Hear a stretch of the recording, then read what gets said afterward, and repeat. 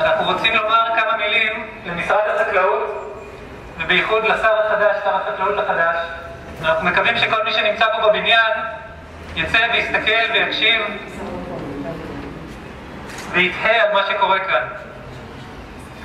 משרד החקלאות הוא המשרד הממשלתי שמופקד על סבלם, עינוים, רדיפתם, שיעבודם וניצולם של בעלי החיים בישראל.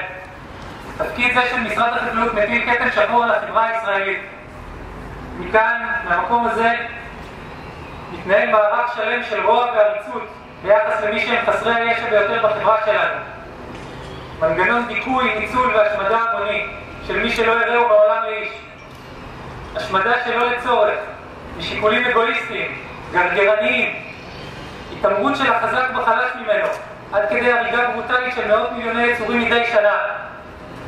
משרד החקלאות אחראי לא רק למנגנון הרצח הזה, אלא גם ליצירת מנגנונים שנועדו להסתיר ולהסוות מהציבור את מנגנוני ההרג והאכזריות האלו. משרד החקלאות עושה כל שביכולתו על מנת שההרג הזה של מאות מיליוני בעלי החיים יתרחש מאחורי קירות הקומים, הרחק מעינם של תושבי המדינה, שרובם ללא ספק, אם רק היו רואים ומודעים לזוועות האלו, היו מתקוממים נגדן. אתם מתפנים? באיזה סמכות לא? מה הבעיה? זה שטח ציבורי. זה לא שטח ציבורי, זה שטח ממשלתי. נכון, ציבור. מה של הממשלה או של ציבור? אסור לכם להיכנס לפה לאישור.